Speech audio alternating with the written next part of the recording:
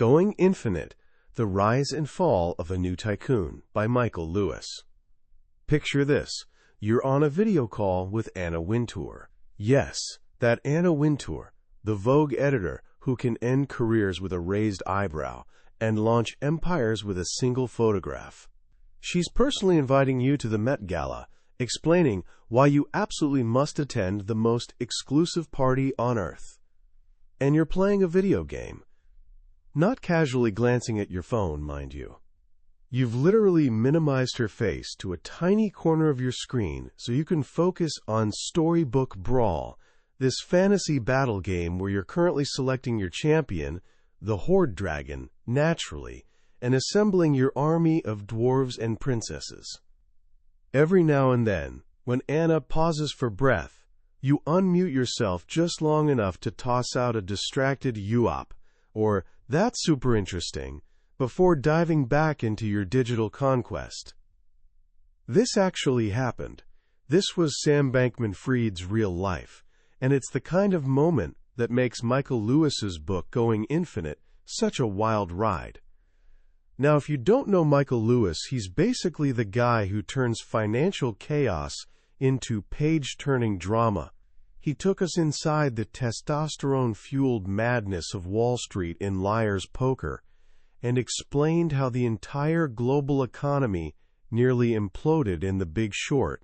The man has this uncanny ability to find people standing at the center of historic moments and make us understand them from the inside out. And in Sam Bankman-Fried, he might have found his strangest, most fascinating subject yet. This isn't just another cautionary tale about crypto crashing and burning. It's a psychological deep dive into a mind that operates on a completely different wavelength from yours, mine, or pretty much anyone else's. We're talking about someone who became the world's richest self-made person under 30, worth over $22 billion at his peak, while living in cargo shorts and sleeping on a beanbag chair. A guy who planned to give away his entire fortune to protect humanity from things like pandemics and rogue artificial intelligence. Today, we're going inside that story. I'm going to walk you through the key moments and hidden truths from this absolutely bonkers book. By the end, you won't just know what happened to FTX. You'll understand the mindset that made it all possible. How a unique form of genius, mixed with radical philosophy and a world desperate for a new kind of hero, created one of the most spectacular rises and devastating crashes in modern history. This is about ambition, morality, and that dangerous moment when changing the world starts to look a lot like breaking it. To really get Sam Bankman-Fried, we need to rewind to his childhood, which even he found perplexing. He once said he just couldn't figure out what he did with those years. His parents were both Stanford law professors, Joe Bankman and Barbara Fried, brilliant people far more interested in ideas than income. They raised him in this environment, where every assumption got questioned and nothing was sacred. That led to a mind-bending moment in third grade. His classmates were all talking about Santa Claus. Sam knew who Santa was, obviously, but he thought of him like Bugs Bunny, a cartoon character, not a real thing. When he realized these kids genuinely believed that an actual man with flying reindeer squeezed down their chimneys every December, his brain nearly short-circuited. He literally thought, what the hell, where did that come from? He consoled himself with the idea that this was just kid stuff. Adults knew better, right? Then, a year later, a classmate told him he believed in God. And not just him. His parents believed too. Lots of adults, actually. This sent young Sam into an existential tailspin. He thought, if hell is real, if eternal torment is actually on the table, why are we talking about anything else? Why do we care about Happy Meals? This should be the only thing anyone discusses, ever. From these two experiences, Santa and God, Sam drew a conclusion that would shape his entire life. It was completely possible for almost everyone in the world to be dead wrong about something while he was right. He called it the reality of mass delusions. And here's the thing. It wasn't arrogance. It was just what he observed. He learned he could exist in this state, where the whole world believed one thing, he believed another, and nobody had to convince anybody. They could just stare at each other across this unbridgeable gap. This sense of separateness defined his youth. He found adults easier to talk to than kids, yet he felt disconnected from everyone. He actually had to teach himself how to make facial expressions, especially smiling, which struck him as physically uncomfortable and completely unnecessary. Why did he have to grin at someone just because they said something? Why couldn't they just say it and be done? One classmate later described him as smart and inoffensive and maybe not all that human. Sam didn't really disagree. He despised school, particularly English class. The whole concept of interpreting a book and getting graded on your interpretation seemed absurd to him. Subjectivity dressed up as objectivity. He famously argued that Shakespeare couldn't possibly be history's greatest writer, based purely on probability. What were the odds, he reasoned, that the best writer ever would happen to be born in 1564, when only a tiny slice of the population could even read, compared to the billions of literate people alive today? Statistically improbable, case closed. While the rest of the world bored him to tears with its irrationality, he found one exception: games.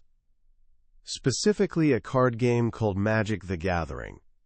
This wasn't like chess, where theoretically you could calculate the perfect move. Magic was all about incomplete information, probability, and constant change.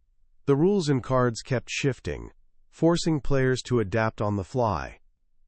The game was fundamentally unknowable, and Sam was absolutely brilliant at it. In this world of strategic uncertainty, he made his one true childhood friend, a kid named Matt Nass. His other refuge was math camp. For the first time, he was surrounded by kids who thought like him. Kids more interested in building election prediction models than in having political opinions. But math camp also delivered a harsh reality check. He wasn't the smartest person in the room anymore. By their standards, he was actually below average. That bothered him, naturally. But it also sparked a crucial realization about himself. The place I am strongest is the place where you have to do things other people would find shocking. He just didn't know where in the world that place existed yet. Turns out, it was on Wall Street. During his junior year at MIT, feeling increasingly disillusioned with academic life, Sam wandered into a campus job fair. He saw booths for high-frequency trading firms he'd never heard of: Jane Street Capital, Susquehanna, Wolverine. He dropped off his resume without much thought. To his surprise, they called him for interviews. The interviews were unlike anything he'd experienced. They didn't care about his grades or his extracurriculars. They gave him games, mental math puzzles, probability questions, bizarre betting scenarios. For his in-person interview at Jane Street, they handed him a stack of poker chips and casually mentioned that nobody who'd lost all their chips had ever gotten hired. The games were designed to test something very specific. They were metagames.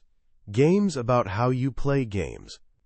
For instance, they gave him 10 coins, each weighted differently, with a limited number of flips to maximize his winnings.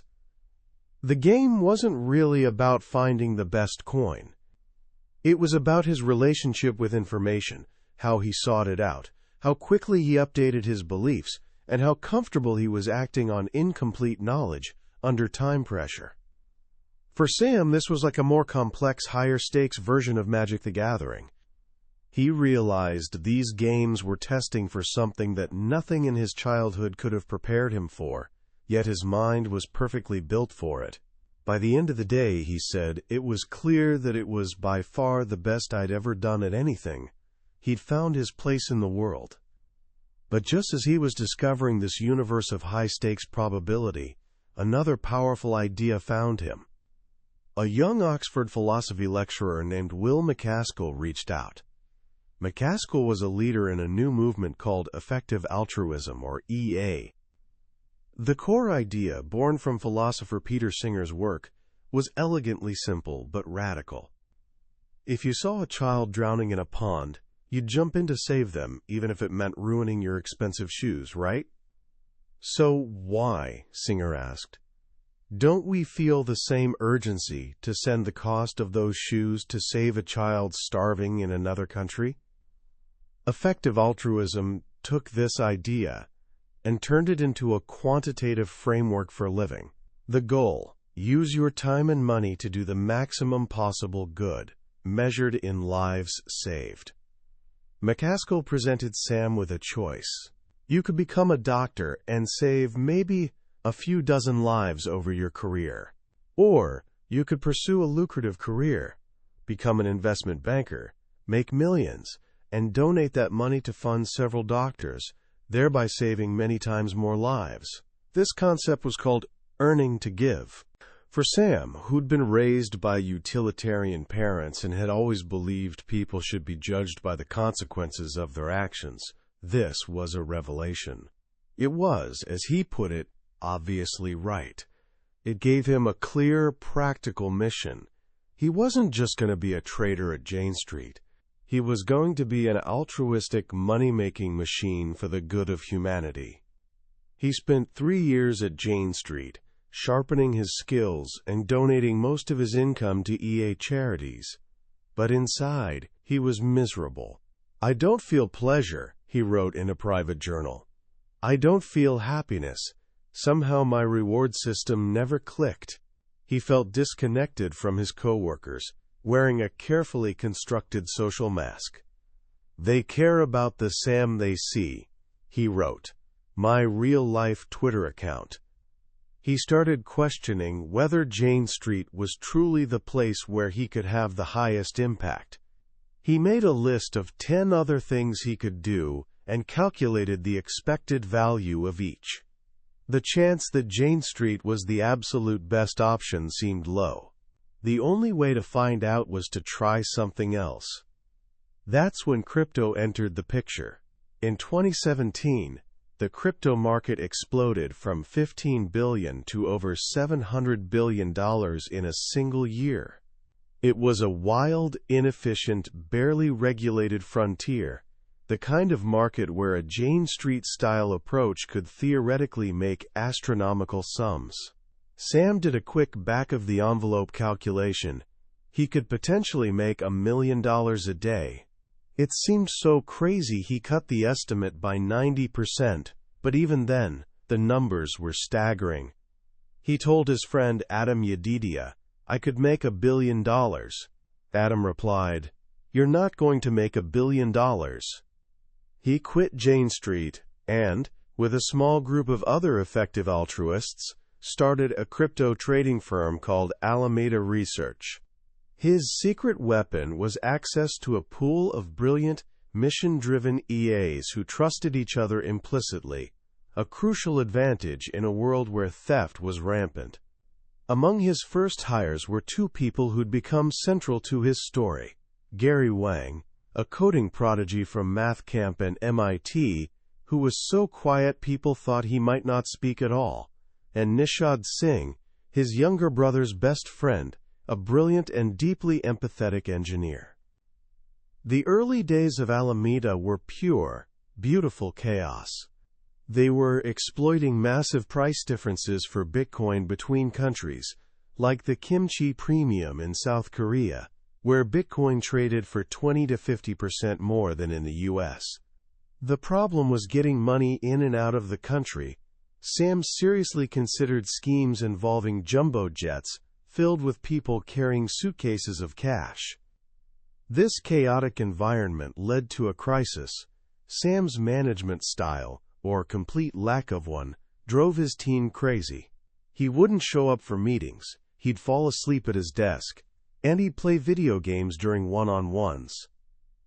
Then millions of dollars in a cryptocurrency called Ripple vanished.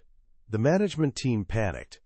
Sam's attitude was basically, it'll probably turn up somewhere. He treated the missing money like a thought experiment. He called the Bob problem. Imagine your good friend Bob is at a party where someone gets murdered. There's a 1 in 20 chance Bob did it. How do you treat Bob now? You can't be certain, so you have to live with the probability. That's how he saw the missing Ripple. There was an 80% chance it would show up, so they should act as if they still had 80% of it. This probabilistic thinking, so powerful in markets, was infuriating in a crisis. The entire management team, except for Sam and Gary, quit in what became known as the schism. They tried to buy him out and warned investors that he was reckless and couldn't be trusted. But then, something incredible happened. With nobody left to stop him, Sam unleashed his automated trading system, ModelBot, and it immediately started printing huge amounts of money. And the missing Ripple? It turned up. It had been stuck in a technical glitch between two exchanges. Sam had been right all along. The people who stayed, Gary, Nishad, and a young trader from Jane Street named Caroline Ellison, were now bound to him. He wasn't just a leader anymore. He was a prophet. The experience changed him, though. He decided he needed to be less off-putting, to give people the impression he was more interested in what they were saying than he actually was. He'd agree with them even when he didn't. This was the birth of his signature, yup. He went from being someone you'd be surprised to learn approved of you, to someone you'd be surprised to learn didn't. By 2019, the easy money in crypto trading was drying up as big firms like Jane Street entered the market. Sam needed a new plan. He decided to build his own casino, a crypto exchange called FTX. The idea was to create an exchange that was better designed and more reliable than the competition, one that could appeal to professional traders. But he had a problem. He'd never done marketing, never had customers. He was unknown. To solve this, he did something radical. He created a new crypto token called FTT, which was essentially stock in FTX. It gave holders a claim on 1/3 of the exchange's revenues. He sold a chunk to insiders and crypto players for pennies, raising a few $1 million. On July 29, 2019, FTT listed on the FTX exchange. It opened at $1 and quickly shot up to $1.50. Sam had accidentally built his house on an oil field. The timing was perfect. FTX offered crypto futures, allowing traders to make leveraged bets, which was exactly what the market craved. And its risk management system was brilliant. Created by Gary, it liquidated losing positions instantly, preventing the socialized losses that plagued other exchanges. FTX became known as the Safe Casino.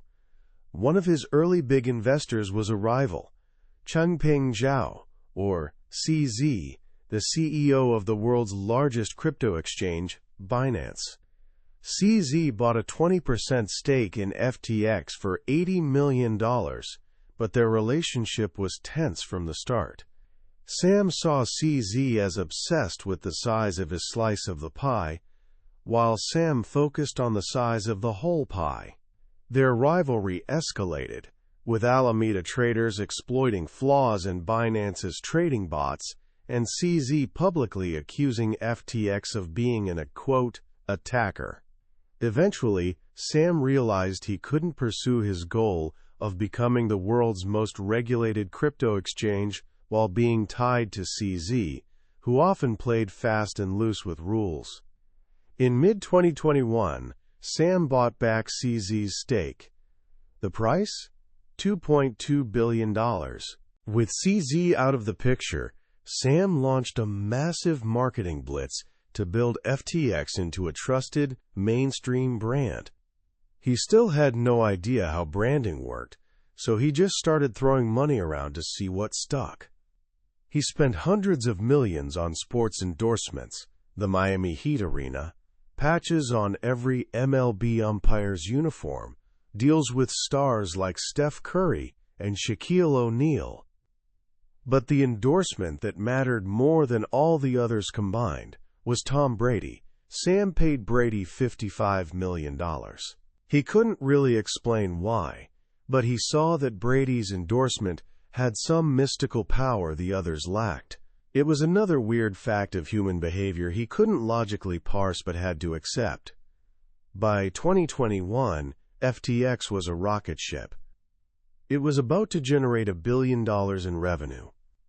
Venture capital firms were falling over themselves to invest, pouring in $2.3 billion and valuing the company at over $20 billion.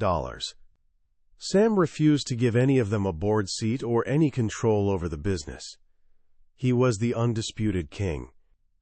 He moved the entire company from Hong Kong to the Bahamas, a country that had just created crypto-friendly regulations. He bought up hundreds of millions in real estate, including a $30 million penthouse at a luxury resort called Albany, where he lived with his inner circle of EAs, Gary, Nishad, and Caroline. Behind the scenes, though, the lines were blurring. Legally, FTX and Alameda were separate companies.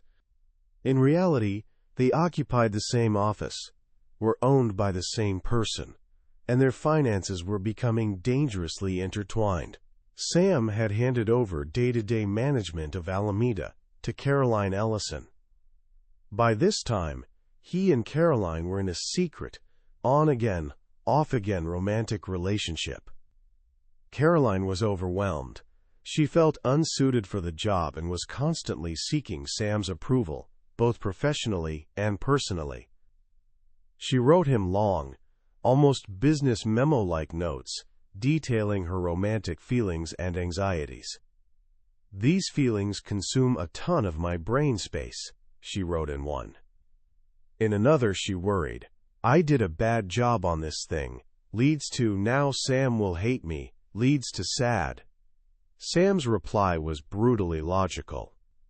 In a memo titled Arguments Against, he wrote, "In a lot of ways, I don't really have a soul. I don't feel happiness. What's the point in dating someone who you physically can't make happy?" This emotional turmoil was happening as Alameda was taking on enormous, hidden risks. The key to the entire disaster was an obscure account inside Alameda, labeled Fiat At. When FTX first started, it couldn't get its own bank account. So customers who wanted to deposit US dollars had to wire their money to Alameda Research. This created a liability for Alameda. It technically owed that money back to FTX's customers. According to Sam's story, this was initially just a plumbing issue. The money sat in an Alameda bank account because there was nowhere else for it to go, but it never got properly moved or accounted for. For years, Sam claimed he didn't pay attention to it.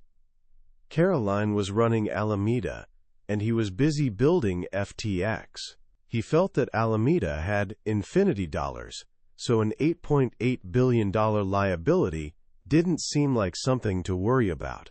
But in the spring of 2022, the crypto market crashed. Alameda suffered huge losses. Suddenly, that $8.8 billion wasn't just a number on a spreadsheet. It was a lifeline that Alameda had been quietly using as its own capital. It had been spending FTX customer money on Sam's venture investments, political donations, and to cover its own trading losses. The whole thing came crashing down in one spectacular week in November 2022. It started with a leaked Alameda balance sheet published by the crypto news site CoinDesk. It showed that a huge portion of Alameda's assets was made up of FTT, the tokens Sam had created. This suggested that Alameda's financial health was deeply tied to the value of a token printed by its sister company. Seeing this, Sam's great rival, CZ, tweeted that Binance would be selling its entire $500 million position in FTT due to recent revelations. This was the spark that lit the fuse. Caroline Ellison tried to calm the market, tweeting that Alameda would happily buy all of CZ's FTT for $22 a share. But this backfired catastrophically. The market interpreted it as a sign of desperation, that Alameda needed the price to stay above $22, probably because it was using FTT as collateral for billions in loans. Panic ensued. The price of FTT collapsed, and a bank run started on FTX. Customers tried to withdraw their money, but the money wasn't there. In just a few days, customers pulled out $5 billion. FTX had a hole in its balance sheet of over $8 billion. The customer deposits that were supposed to be safe in FTX had been spent by Alameda. In a desperate last-ditch effort, Sam called CZ and begged him to buy FTX to save it. For a brief moment, it looked like it might work.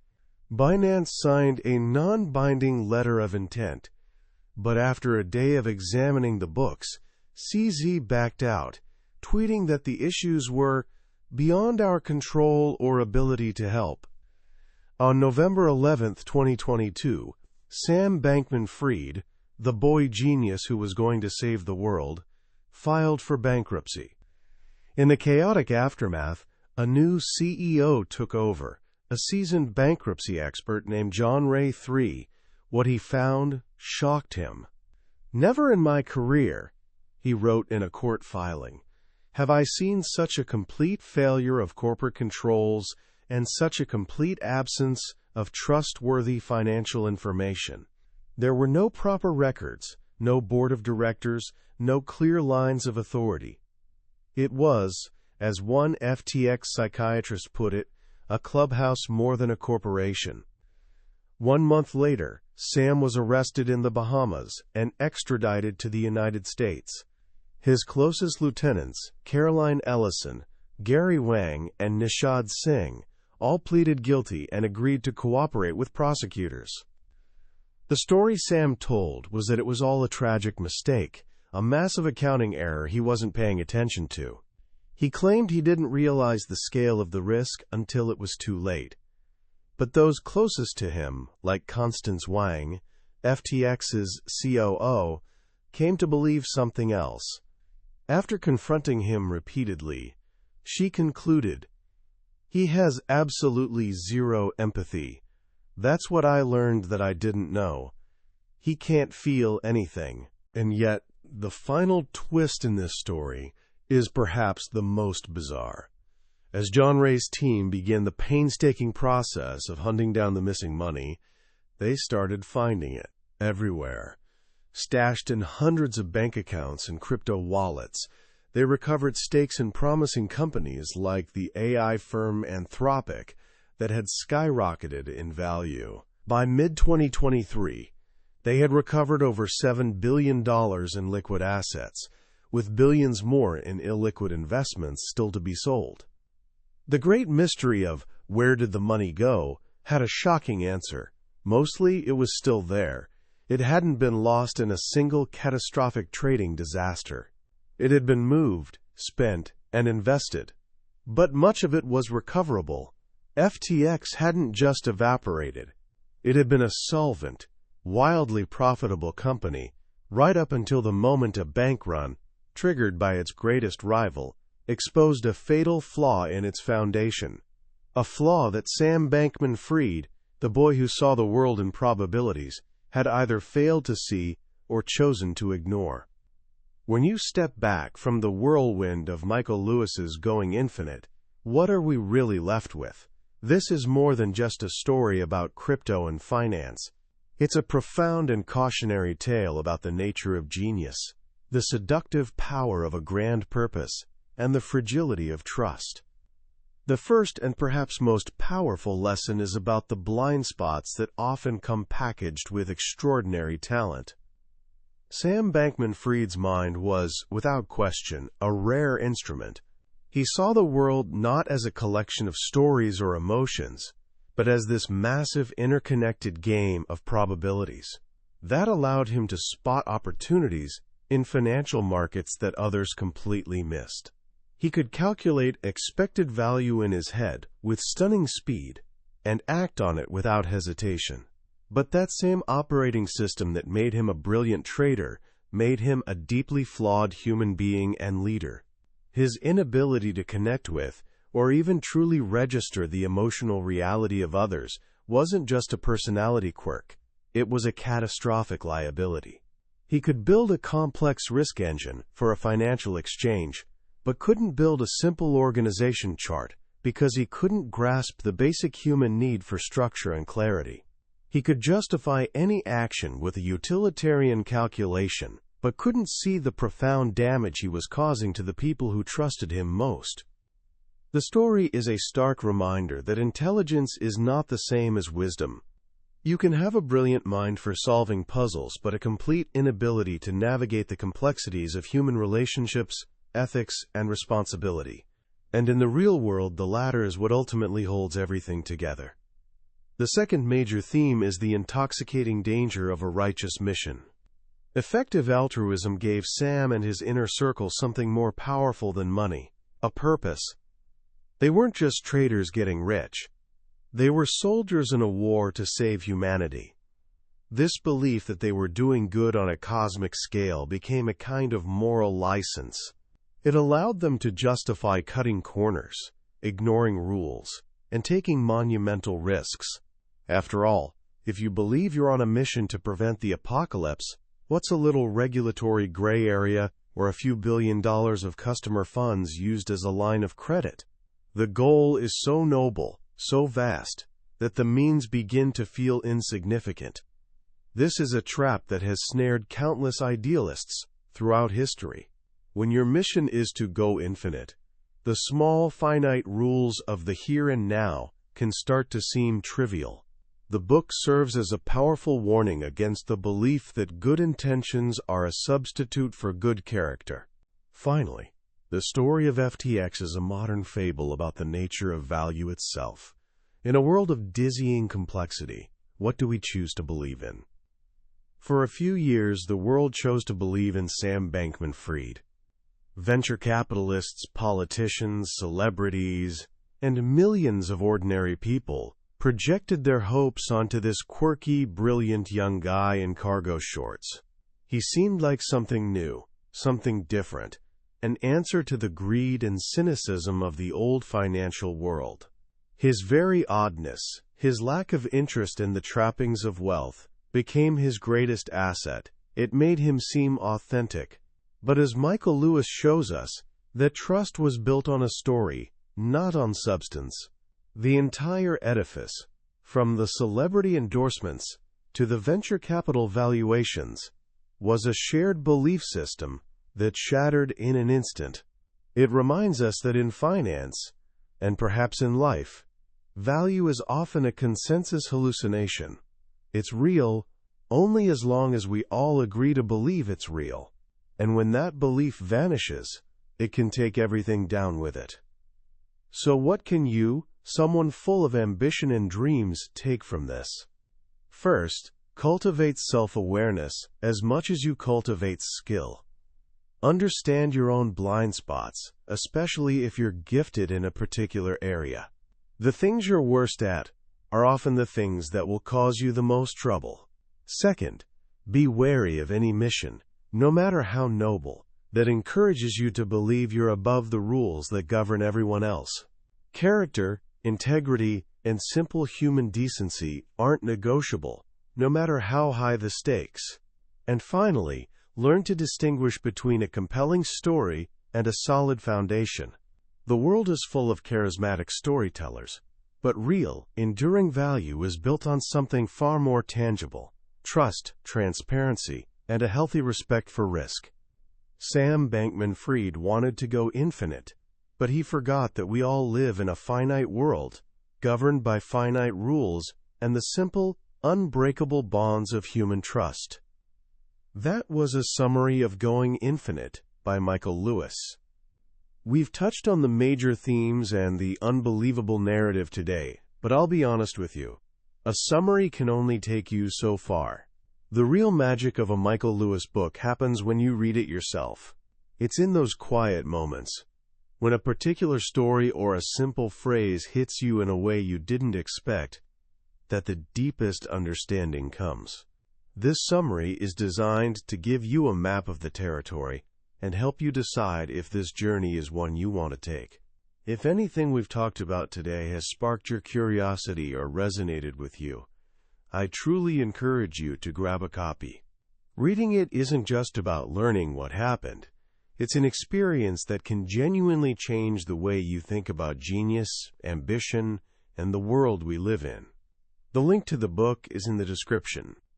Also, if you found this summary valuable and it gave you something to think about, I'd be grateful if you'd hit that like button and subscribe to the channel. That way, you won't miss our next journey into another life-changing book from the Billionaire's Bookshelf. Let's keep growing together.